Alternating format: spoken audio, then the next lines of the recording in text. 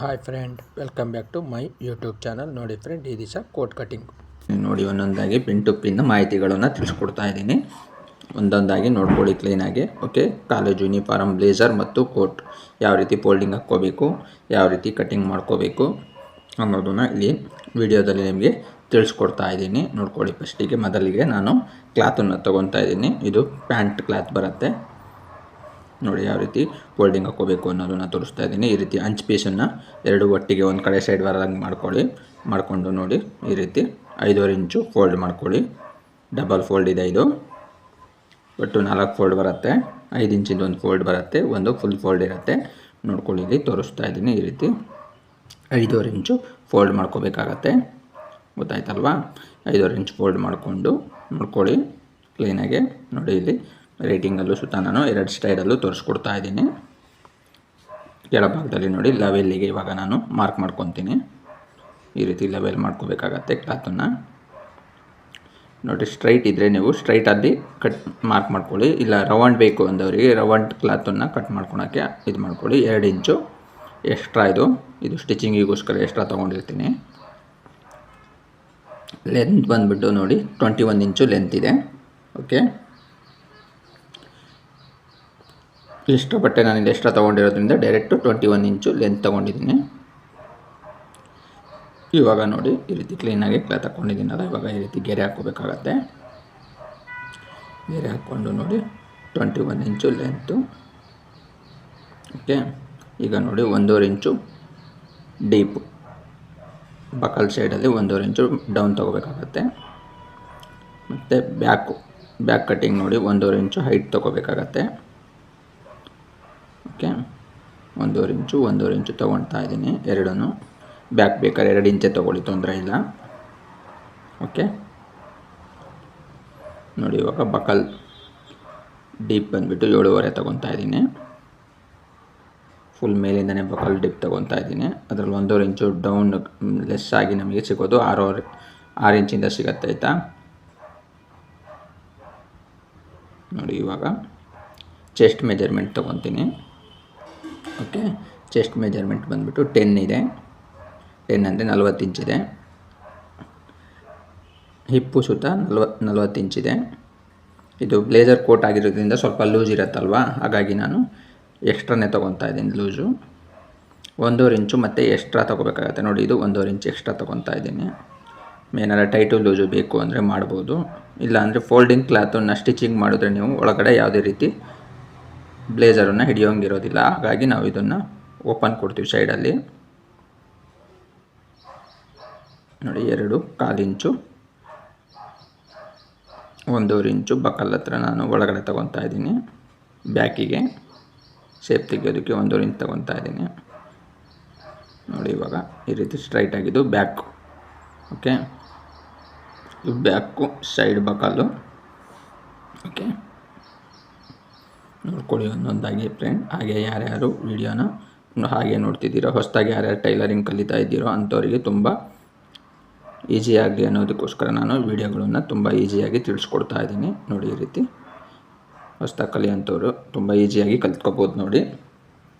Okay, ಈ ರೀತಿ mark ಮಾಡ್ಕೊಂಡಿದ್ದೀನಿ, ಶೇಪ್ ಮಾಡಿದ್ದೀನಿ. ನೋಡಿ, ಇದು 5.5 ಇಂಚ್ ಬರುತ್ತೆ. ಇದು ಕೂಡ 5.5 ಇಂಚ್ ಬರುತ್ತೆ. ಈಗ ತೋರಿಸ್ತೇನೆ ನೋಡಿ. ನೋಡಿ 5.5. ಓಕೆ, ಬ್ಯಾಕು ಸುತ್ತ ಕೂಡ 5.5 ಬರುತ್ತೆ. ಓಕೆ, ಇದು 2 ಇಂಚು ಇದೆ. ನಾನು ಅದನ್ನು 1.5 ಇಂಚ್ ಡೀಪ್ ಮಾತ್ರ ಮಾರ್ಕ್ ಮಾಡ್ಕೊತೀನಿ. ನೋಡಿ, ಬ್ಯಾಕ್ 2 ಇಂಚೆ ತೊಗೊಳ್ಳಿ, ತೊಂದರೆ ಇಲ್ಲ. ನೆಕ್ ಡೀಪ್ ನೋಡಿ 8.5 ತೊಗೊತಾ ಇದ್ದೀನಿ. Front neck deep 8.5. ಓಕೆ, 8 ಇಲ್ಲ 8.5 ಇರುತ್ತೆ. ಓಕೆ, ಬಕ್ಕಲ್ ರೌಂಡ್ ಬಂದುಬಿಟ್ಟು ನೋಡಿ, ಇವಾಗ ಬಕ್ಕಲ್ ರೌಂಡ್ ತೋರಿಸ್ಕೊಡ್ತೀನಿ. ಬಕ್ಕಲ್ ರೌಂಡು ಈ ರೀತಿ ಚೆಕ್ ಮಾಡಬೇಕಾಗತ್ತೆ. ನೋಡಿ 8.5 ಇದೆ. ಓಕೆ, ಬ್ಯಾಕ್ ನೋಡಿ, ಬ್ಯಾಕು ಕೂಡ 8.5 ಇದೆ. ಓಕೆ, 8.5 ಬಂದಿದೆ ಫ್ರಂಟು ಬ್ಯಾಕು. ನಾನು ಎರಡು ಒಟ್ಟಿಗೆ ಗೊತ್ತಾಗಲಿ ಅನ್ನೋದಕ್ಕೆ ಬ್ಯಾಕಿಂದ ಮಾರ್ಕ್ ಹಾಕ್ಕೊಂಡಿದ್ದೀನಿ. ಬ್ಯಾಕನ್ನು ನೆಕ್ಸ್ಟ್ ಕಟ್ ಮಾಡ್ಕೋಬೇಕಾಗತ್ತೆ. ಇವಾಗ ಫಸ್ಟು ಫ್ರಂಟ್ ಮಾತ್ರ ಕಟ್ ಮಾಡಿಕೊಡ್ತೇನೆ. ಓಕೆ, ಎಂಟೂವರೆ ಆಗಿದೆ. ಇವಾಗ back full cutting shape full ಆಗಿದೆ ನೋಡಿ. ಇವಾಗ ಬಂದುಬಿಟ್ಟು ನೋಡಿ ಒಂದೊಂದಾಗಿ ಕ್ಲೀನಾಗಿ ನೋಡ್ಕೊಳ್ಳಿ, ಯಾವ ರೀತಿ ಕಟಿಂಗ್ ಮಾಡಿದ್ದೀವಿ ಏನು ಅನ್ನೋದನ್ನು ಒಂದ್ಸತಿ ಚೆಕ್ ಮಾಡಿಕೊಂಡು ಆನಂತರ ನೀವು ಕಟಿಂಗ್ ಮಾಡೋದ್ರಿಂದ ತುಂಬ ಈಸಿಯಾಗಿ ಮತ್ತು ಕ್ಲಿಯರಾಗಿ ಆಗುತ್ತೆ. 10 ಇಂಚು ಚೆಸ್ಟು ಹಿಪ್ ಬಂದುಬಿಟ್ಟು 10 ಇಂಚಿದೆ. ಓಕೆ, ಪ್ರತಿಯೊಂದನ್ನು ನಾನಿಲ್ಲಿ ರೇಟಿಂಗಲ್ಲಿ ತೋರಿಸಿದ್ದೀನಿ. ಒಂದು ಸತಿ ಎಲ್ಲ ಮಾರ್ಕಿಂಗ್ ಆದಮೇಲೆ ಒಂದು ಸತಿ ಚೆಕ್ ಮಾಡ್ಕೊಳ್ಳಿ. ಚೆಕ್ ಮಾಡಿಕೊಂಡು ಆನಂತರ ಕಟಿಂಗ್ ಮಾಡಿ, ಆವಾಗ ನಿಮಗೆ ಯಾವುದೇ ರೀತಿ ಪ್ರಾಬ್ಲಮ್ ಬರೋದಿಲ್ಲ. ಓಕೆ ನೋಡಿ, 2 ಇಂಚು ಡೌನ್ ತೊಗೊಂಡಿದ್ದೀನಿ ಬ್ಯಾಕು, ಗೊತ್ತಾಗತ್ತಲ್ವ. ಪ್ರತಿಯೊಂದನ್ನು ನಾನಿಲ್ಲಿ ರೇಟಿಂಗಲ್ಲಿ ನಿಮಗೆ ತೋರಿಸ್ಕೊಟ್ಟಿದ್ದೀನಿ, ನೋಡ್ಕೊಳ್ಳಿ ಕ್ಲೀನಾಗೆ.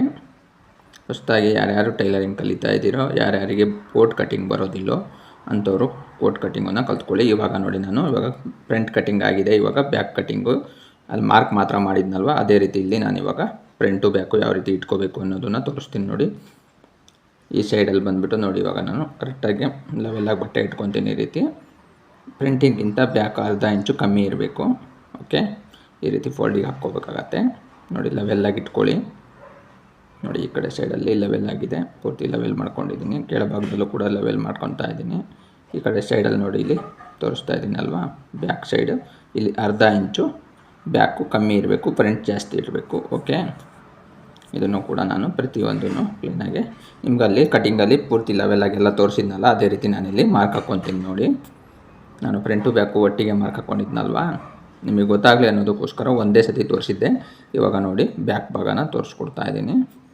ಈ ರೀತಿ 2 ಇಂಚ್ ಜಾಸ್ತಿ ತೊಗೋಬೇಕಾಗತ್ತೆ ನೋಡಿ. ಇಲ್ಲಿಂದ 2 ಇಂಚು ಮತ್ತೆ ಡೌನ್ ತೊಗೋಬೇಕಾಗತ್ತೆ ನೋಡಿ. ಇಲ್ಲಿ ಯಾವಾಗಲೇ ಮಾರ್ಕ್ ಇದೆ ಅಲ್ವಾ, ಆ ಮಾರ್ಕಿಗೆ ಕರೆಕ್ಟಾಗಿ ಈ ರೀತಿ ಹಾಕ್ಕೊಂಡು ನೋಡಿ ಶೇಪ್ ತಕ್ಕೋಬೇಕಾಗತ್ತೆ. ಹೀಗೆ ಶೇಪ್ ತಕ್ಕೊಳ್ಳಿ. ಶೇಪ್ ತಕ್ಕೊಂಡು ನೋಡಿ ಫ್ರೆಂಡ್, ಯಾರ್ಯಾರು ಹಾಗೆ ವಿಡಿಯೋ ನೋಡ್ತಿದ್ದೀರಾ ಲೈಕ್ ಮಾಡಿ, ಕಮೆಂಟ್ ಮಾಡಿ, ಸಬ್ಸ್ಕ್ರೈಬ್ ಆಗಿ. ಓಕೆ, ನೀವು ಕಮೆಂಟ್ ಮಾಡೋದ್ರಿಂದ ನಮಗೆ ವಿಡಿಯೋ ಮಾಡೋದಕ್ಕೆ ತುಂಬ ಹೆಲ್ಪ್ ಆಗುತ್ತೆ. ಹಾಗಾಗಿ ಕಮೆಂಟ್ ಮಾಡಿ. ವಿಡಿಯೋ ಫಾಸ್ಟ್ ಆದರೆ ನೀವು ಓಡ್ತಾ ಇರುವಂಥ ವಿಡಿಯೋದ ಮೇಲೆ ಕ್ಲಿಕ್ ಮಾಡಿ ಸ್ಕ್ರೀನ್ ಮೇಲೆ, ಆವಾಗ ನಿಮಗೆ ಅಲ್ಲಿ ಸೆಟ್ಟಿಂಗಲ್ಲಿ ತೋರಿಸುತ್ತೆ ಯಾವ ರೀತಿ ನೀವು ಸ್ಪೀಡ್ ಬೇಕು ಇಲ್ಲ ಸ್ಲೋ ಬೇಕು ಸೆಟ್ಟಿಂಗ್ ಮಾಡ್ಕೋಬೋದು. ಓಕೆ, ಇದನ್ನು ತಿಳಿಸ್ಕೊಡ್ತಾ ಇದ್ದೀನಿ ನೋಡಿ. ಇವಾಗ ಬ್ಯಾಕ್ ಭಾಗನ ಕ್ಲೀನಾಗಿ ಕಟಿಂಗ್ ಮಾಡ್ಕೊತಾ ಇದ್ದೀನಿ. ಆವಾಗಲೇ ನೋಡಿದ್ರಲ್ವ ಯಾವ ರೀತಿ ಬ್ಯಾಕ್ ಭಾಗನ ನಾನು ಮಾರ್ಕ್ ಮಾಡ್ಕೊಂಡಿದ್ದೆ, ಅದೇ ರೀತಿ ಇದನ್ನು ಬ್ಯಾಕ್ ಭಾಗ ಮಾರ್ಕ್ ಮಾಡ್ಕೊಂಡಿದ್ದೀನಿ, ಕಟಿಂಗ್ ಮಾಡ್ತಾಯಿದ್ದೀನಿ ನೋಡಿ. ಈ ವಿಡಿಯೋನ ನಾನು ಅಪ್ಲೋಡ್ ಮಾಡ್ತಾಯಿದ್ದೀನಿ ನೋಡಿ. ಯಾರು ಬ್ಲೇಜರ್ ಕಟಿಂಗ್ ಬರುತ್ತೆ ಮತ್ತು ಕೋಟ್ ಕಟಿಂಗ್ ಅಂತ ಯಾರು ಕೇಳ್ತಾರೆ ನೋಡ್ಕೊಂಡು ಮಾಡಿ ನೋಡಿ. ಈ ರೀತಿ ಇವಾಗ ನಾನು ಬ್ಯಾಕ್ ಭಾಗ ಫುಲ್ ಕಟಿಂಗ್ ಮಾಡ್ಕೊತಾ ಇದ್ದೀನಿ. ಒಂದೊಂದಾಗಿ ಕ್ಲೀನಾಗಿ ನೋಡ್ಕೊಳ್ಳಿ.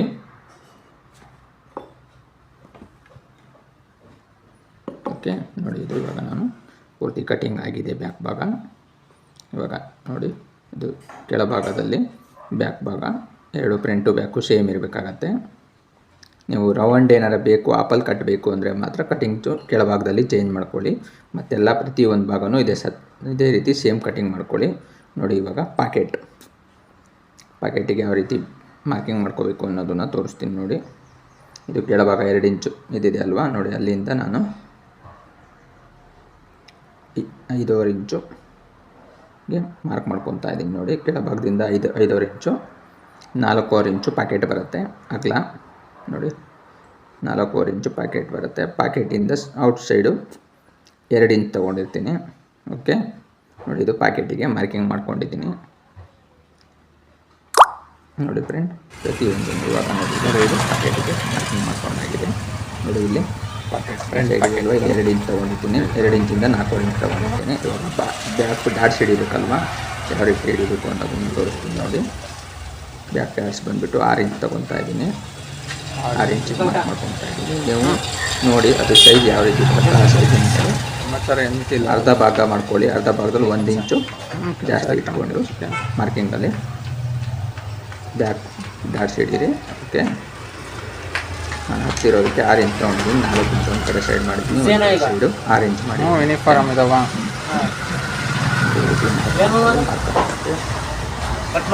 ನೋಡಿ ಮಾರ್ಕಿಂಗ್ ಅಷ್ಟೇ. ಈ ಕಡೆ ಹಿಂದಿರೋದು ಈ ಸೈಡಲ್ಲೂ ಸ್ವಲ್ಪ ಮಾರ್ಕ್ ಆಗಿದೆ, ಆಟೋಮೆಟಿಕ್ಕಾಗಿ ಕ್ಲೀನಾಗಿ ನೋಡಿದ್ರಲ್ವಾ. ಕೋಟ್ ಕಟ್ಟಿಂಗನ್ನು ನಾನು ಪೂರ್ತಿ ಮಾರ್ಕಿಂಗ್ ಮಾಡಿ ಹಾಕ್ಕೊಟ್ಟಿದ್ದೀನಿ, ನಿಮಗೆ ತೋರಿಸ್ಕೊಟ್ಟಿದ್ದೀನಿ. ನೆಕ್ಸ್ಟ್ ವಿಡಿಯೋದಲ್ಲಿ ಸಿಗೋಣ. ನೋಡಿ, ಇದು ಫುಲ್ ಸ್ಟಿಚಿಂಗ್ ಆಗಿರೋಂಥ coat. Okay, boy friend, next ವಿಡಿಯೋದಲ್ಲಿ ಸಿಗೋಣ.